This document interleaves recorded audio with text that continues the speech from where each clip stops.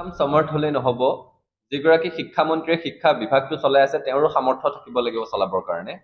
এই মন্ত্ৰীগৰাকীৰ দিনত অসমৰ ৰাজহুৱা শিক্ষা খণ্ডটো একেবাৰে ধ্বংস হোৱাৰ উপক্ৰম হৈছে এই কথাটো সদৌ অসম ছাত্ৰ সন্থাই আমি বাৰে বাৰে কৈ আহিছো এতিয়া সমৰ্থ পৰ্টেলৰ জৰিয়তে নামভৰ্তিৰ বেলিকা মহাবিদ্যালয়সমূহত বিশ্ববিদ্যালয়সমূহত ছাত্ৰ ছাত্ৰীয়ে জিয়াটো ভুগিব লগা হৈছে আৰু কেৱল ছাত্ৰ ছাত্ৰীয়ে নহয় শিক্ষাগুৰুসকলেও জিয়াটো ভুগিব লগা হৈছে এই সমৰ্থ পৰ্টেলটো কি ধৰণেৰে চলাব লাগে তাৰ ন্যূনতম ধাৰণা অসম চৰকাৰৰ শিক্ষা বিভাগটোৰ আছে নে নাই আমাৰ কি কথাটো সন্দেহ হৈছে এটা পৰীক্ষাৰ এটা নামভৰ্তিৰ কাৰণে 4খনকৈ নটিচ ওলাব পাৰে নেকি প্ৰথম তেওঁলোকে নটিচ উলিয়ালে যে 10 জুন তাৰিখে নামভৰ্তিৰ তালিকা প্ৰকাশ হ'ব 11-12 জুনত প্ৰথম নামভৰ্তি হ'ব তাৰ পিছত আকৌ এখন নটিচ দিলে যে নহয় 13 তাৰিখেহে নামভৰ্তিৰ তালিকা প্ৰকাশ হ'ব 14-15ত নামভৰ্তি হ'ব তাৰ পিছত 12 তাৰিখে সন্ধিয়া আকৌ নটিচ দিছে যে নহয় এবাৰ 19 তাৰিখে নামভৰ্তিৰ তালিকা প্ৰকাশ পাব 20-21ত এডমিশন হ'ব তিনিবাৰ দিলে 19 তাৰিখে নামভৰ্তিৰ তালিকা প্ৰকাশ হ'ব বুলি কোৱাৰ পিছত 19 তাৰিখে দুভাগ নিশালৈকে নামভৰ্তিৰ তালিকা প্ৰকাশ নহল আৰু সমগ্ৰ অসমত ছাত্ৰ ছাত্ৰীসমূহে উদ্বিগ্নতাৰ মাজত সময় কটাব লগা হ'ল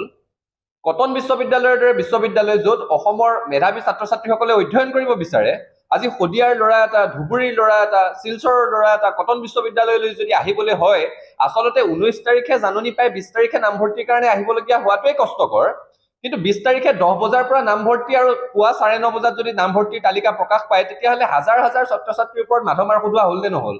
এই মাধমাৰ সুধোৱাৰ দায়িত্ব কোনে ল'ব শিক্ষামন্ত্ৰীগৰাকীয়ে ল'ব লাগিব আৰু শিক্ষামন্ত্ৰীগৰাকীক যদি প্ৰশ্ন সোধে তেওঁৰ মতেদি কোনো এপদ একো ভুল নাই তেওঁৰ মতেদি শিক্ষা ক্ষেত্ৰ এপো ভালকে চলি আছে তেওঁৰ মতেদি সমৰ্থ পৰ্টেলৰ এপো ভালকে চলি আছে কিন্তু অসমৰ সকলো শিক্ষাগুৰুৱে মিছা মাতি আছে তেন্তে সকলো ছাত্ৰ ছাত্ৰীয়ে মিছা মাতি আছে সঁচা কথা কৈ আছে হৰিচন্দ্ৰ হৈ আছে কেৱল আমাৰ শিক্ষামন্ত্ৰীগৰাকী এইগৰাকী শিক্ষামন্ত্ৰীৰ দিনত মেট্ৰিক হায়াৰ ছেকেণ্ডাৰী পৰীক্ষা এটা সুচাৰুৰূপে চলাব পৰা নাই হায়াৰ ছেকেণ্ডাৰী মেট্ৰিকৰ পৰীক্ষা পাতে প্ৰশ্ন কাকত ফাদিল হয় তেওঁৰ দিনত সিদ্ধান্ত গ্ৰহণ কৰা হয় কেন্দ্ৰীয় বোৰ্ডৰ অধীনলৈ ৰাজ্যিক বোৰ্ডৰ শিক্ষানুষ্ঠানসমূহ লৈ যাবৰ কাৰণে তেওঁৰ দিনত শিক্ষা ক্ষেত্ৰত এপে কাম নকৰে শিক্ষাগুৰুসকলে জিয়াটো ভুগিব লগা হয় আৰু তেওঁ উফাইদাং মাৰি থাকে যে নাই শিক্ষা ক্ষেত্ৰত এপ ঠিকেই কাম কৰি আছে ইণ্টাৰনেটৰ সুবিধা আছে নাই বতৰ কিমান প্ৰতিকূল যাতায়াতৰ ব্যৱস্থা কেনেকুৱা হৈ আছে সেই গোটেই কথাবোৰ একো চোৱা চিতা নাই শিক্ষাগুৰুসকলক যেন উপস্থিতি দাখিল কৰাৰ কাৰণে একোটা যন্ত্ৰলৈ পৰিণত কৰিব বিচাৰিছে এই কথাটো কোনো কাৰণত মানি ল'ব পৰা নাযায় আৰু আটাইতকৈ বেছি ক্ষতিগ্ৰস্ত হৈ আছে মহাবিদ্যালয়সমূহ গতিকে আমি মুখ্যমন্ত্ৰীগৰাকীলৈ আহ্বান জনাইছো যে আপুনি শিক্ষা বিভাগটো কি হৈ আছে অলপ হস্তক্ষেপ কৰক শিক্ষামন্ত্ৰীগৰাকীয়ে নিজে লাজ পাই এৰি নিদিলেও তেওঁক আঁতৰাই দিয়াৰ ব্যৱস্থা মুখ্যমন্ত্ৰীগৰাকীয়ে কৰিব লাগিব কাৰণ এজন শিক্ষামন্ত্ৰীৰ দায়িত্বত থকা ব্যক্তিজন এজন চিকিৎসক তেওঁ এজন ডাক্তৰ এজন চিকিৎসক তেওঁ উচ্চ শিক্ষিত এজন ব্যক্তি তেওঁ শিক্ষামন্ত্ৰী হৈ থকাৰ পিছতো মেডিকেল এডুকেশ্যনটো মুখ্যমন্ত্ৰীয়ে নিজৰ লগত ৰাখিছে গতিকে গম পোৱা যায় দক্ষতাটো আমি মুখ্যমন্ত্ৰীগৰাকীক কৈছো যে আপুনি গোটেই বিষয়টোত হস্তক্ষেপ কৰক আৰু হাজাৰ হাজাৰ লাখ লাখ ছাত্ৰ ছাত্ৰীৰ জীৱনক লৈ যি হেতালি খেলি থকা হৈছে সেই হেতালি খেলাটো বন্ধ হ'ব লাগিব আৰু একে সময়তে আমি অসম কলেজ শিক্ষক সংস্থা আৰু মহাবিদ্যালয় অধ্যক্ষ পৰিষদলৈও কৰজোৰে তেওঁলোকক বিনতি কৰিছো যে গোটেই কথাটোত আপোনালোকে হস্তক্ষেপ কৰক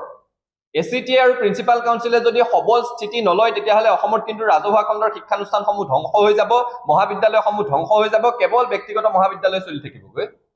আৰু আমাৰ দুখীয়া শ্ৰেণীৰ ছাত্ৰ ছাত্ৰীসকলে সকলোৱেতো ব্যক্তিগত খণ্ডত পঢ়িব নোৱাৰে ৰাজহুৱা শিক্ষা খণ্ডক ৰক্ষা কৰাৰ স্বাৰ্থত শিক্ষক সংগঠনসমূহকো আমি মিনতি কৰিছো আমি অনুৰোধ জনাইছো যে আপোনালোকেও দৃঢ় স্থিতি লওক আৰু মুখ্যমন্ত্ৰীক প্ৰত্যক্ষভাৱে দাবী জনাইছো যে এইগৰাকী শিক্ষামন্ত্ৰীক পদত্যাগ কৰিবলৈ বাধ্য কৰক আজি সমগ্ৰ অসমতে সমৰ্থ পৰ্টেলৰ জৰিয়তে হোৱা বিসংগতি ছাত্ৰ ছাত্ৰীৰ ওপৰত হোৱা শৈক্ষিক অন্যায়ৰ বিৰুদ্ধে প্ৰতিবাদ কৰি আৰু একে সময়তে সমগ্ৰ দেশত নেশ্যনেল টেষ্টিং এজেন্সিয়ে অনুষ্ঠিত কৰা যিসমূহ পৰীক্ষা প্ৰথম নিটৰ বেলিকা কেলেংকাৰী অভিযোগ উত্থাপন হ'ল চৰকাৰে গাত দিবলৈ চেষ্টা কৰিছিল উচ্চতম ন্যায়ালয়ে যেতিয়া এতিয়া কঠোৰ স্থিতি ল'লে যে কোনো কাৰণত এইটো কথা গাত দিব পৰা নাযাব ইয়াৰ তদন্ত হ'ব লাগিব তাৰপিছত তেওঁলোকৰ গাল উৰিছে তাৰপিছত নেট পৰীক্ষাটো কিমান উচ্চ শিক্ষিত ছাত্ৰ ছাত্ৰীৰ সপোন থাকে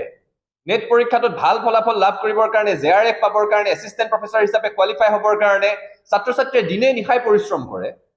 আৰু তাৰপিছত 18 জুন তাৰিখে যেতিয়া নেটৰ পৰীক্ষা অনুষ্ঠিত হয় 19 জুনৰ গধূলি ঘোষণা কৰা হয় যে পৰীক্ষাটো বাতিল কৰা হৈছে কাৰণ তাত কেলেংকাৰী হৈছে অৰ্থাৎ পৰীক্ষাৰ গোপনীয়তা ৰক্ষা কৰাত শিক্ষা বিভাগটো ব্যৰ্থ হৈছে পৰীক্ষাৰ নামত কেলেংকাৰী ৰোধ কৰাত শিক্ষা বিভাগটো ব্যৰ্থ হৈছে তাৰপিছত কি নৰেন্দ্ৰ মোদীৰ এনেকুৱা হয়তো কি প্ৰীতি আছে নেজানো যে এই একেগৰাকী শিক্ষামন্ত্ৰীকে ধৰ্মেন্দ্ৰ প্ৰধানক 2021 চনৰ পৰা এই পদটোত ৰাখি থৈ দিছে তৃতীয়বাৰৰ বেলিকাও যেতিয়া চৰকাৰ গঠন কৰিছে তেওঁকেই দায়িত্ব দিয়া হৈছে আমি স্পষ্ট ৰূপত অসমৰ শিক্ষামন্ত্ৰী ৰণোজ পেগু আৰু কেন্দ্ৰীয় শিক্ষামন্ত্ৰী ধৰ্মেন্দ্ৰ প্ৰধানৰ পদত্যাগ দাবী কৰিছো আৰু আজি সমগ্ৰ অসমতে প্ৰতিখন জিলা সদৰত ধৰ্মেন্দ্ৰ প্ৰধান